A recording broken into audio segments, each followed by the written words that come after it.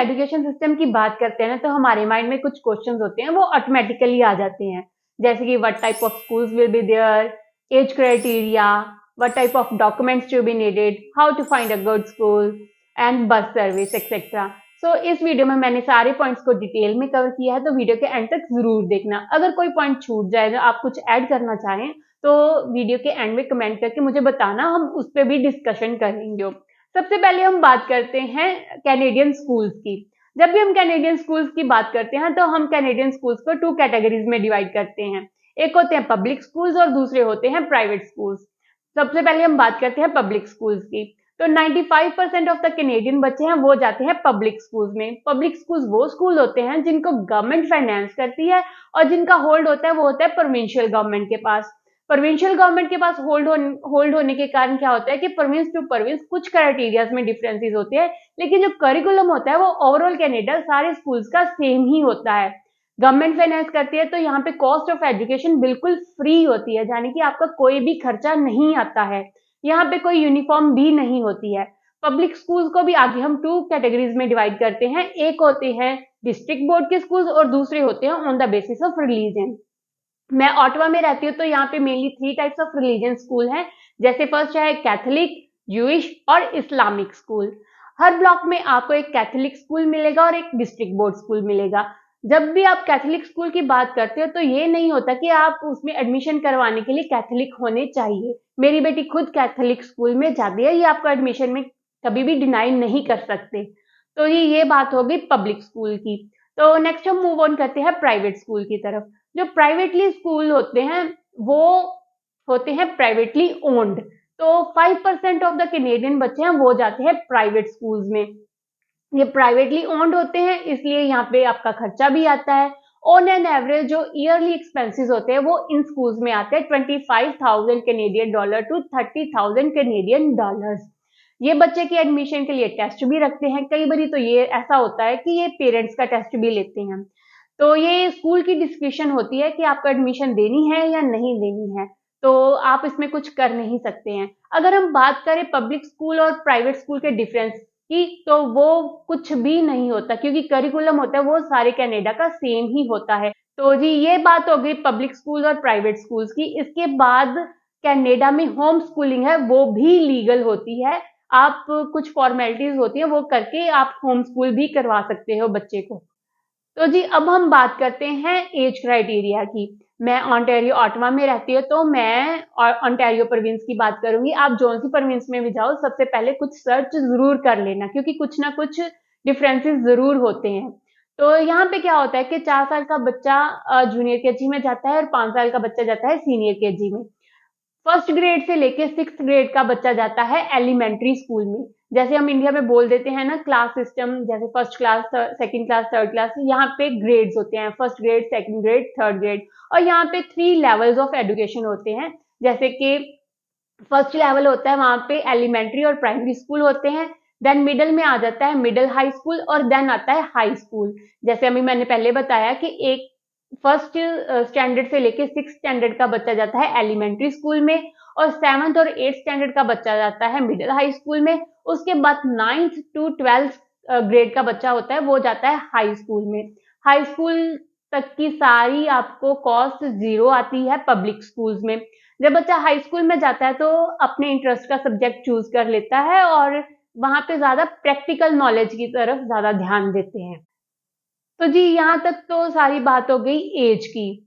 तो जो सेशन होता है वो स्टार्ट होता है यहाँ पे सितंबर के फर्स्ट वीक में और जाता है जून के एंड वीक तक। तो जुलाई और अगस्त में 2 मंथ्स की ब्रेक होती है। अगर आपने सितंबर में अपने बच्चे की एडमिशन करवानी है, तो जो रजिस्ट्रेशन है वो फरवरी में स्टार्ट हो जाती है। तो अब हम बात करते हैं कि डॉक्यूमेंट्स कौन कौन से चाहिए होते हैं।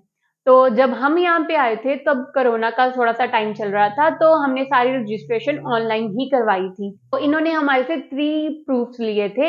एक तो इन्होंने हमारे से पीआर कार्ड की कॉपी ली थी, दूसरा इन्होंने हमारे पासपोर्ट्स की कॉपी ली थी, और तीसरा एड्रेस प्रूफ लिया था कि आप रह कहाँ रहे।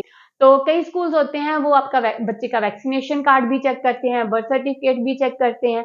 हमारे से इन्होंने ऐसा कुछ भी नहीं लिया था, आप रख सकते हैं, यानी कि 5 डॉक्यूमेंट्स आपको चाहिए ही चाहिए होते हैं बच्चे की एडमिशन करवाने के लिए यहाँ पे। तो जी ये भी बात होगी डॉक्यूमेंट्स की। अब हम नेक्स्ट मूव ऑन करते हैं कि how to find a good school. तो ये भी एक डिफिकल्ट टास्क है।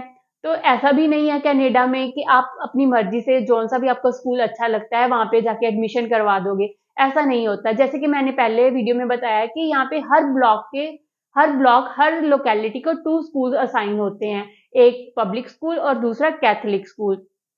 इनकी रैंकिंग वाइज एक वेबसाइट है, मैं उसका लिंक आपको डिस्क्रिप्शन में दे दूंगी, आप वहां पे जाके चेक कर सकते हैं। तो जब भी आपने कनाडा में आके घर लेना होता है, चाहे रेंट पे लेना होता है, तो सबसे पहले आप स्कूल्स की रैंकिंग चेक करते हो, उसके अकॉर्डिंगली अपनी अकोमोडेशन लेनी होती है यहाँ पे। तो जी ये सारी बातें होगी स्कूल से रिलेटेड। उसके बाद बात करते हैं बस सर्विस की। तो मैं एक बात क्लियर करूं कि यहाँ पे बस सर्विस का और स्कूल का आपस में कोई भी लिंक नहीं होता है। बस सर्विस की अलग से एक एसोसिएशन होती है, जैसे ऑटवा की है OSTA, Ottawa school transportation authority. वहां पे ऑनलाइन जाके आपको रजिस्ट्रेशन करवानी होती है। कई बार आप जिस स्कूल में एडमिशन करवाते हो वो स्कूल ही आपके बिहाफ पे वहां पे रजिस्ट्रेशन करवा देता है, तो आपको बस सर्विस मिल जाती है। बस सर्विस भी फ्री ऑफ द कॉस्ट होती है, उसके लिए भी अभी तक कोई चार्जेस नहीं लगे हैं हमारे। और लेकिन इनकी एक कंडीशन होती है, अगर तो आपका घर है जो स्कूल के 1.6 किलोमीटर के अंदर अंदर आता है तो आपको बस सर्विस नहीं मिलेगी, अगर आप थोड़े से बियॉन्ड हो तो ही आपको बस सर्विस मिलेगी।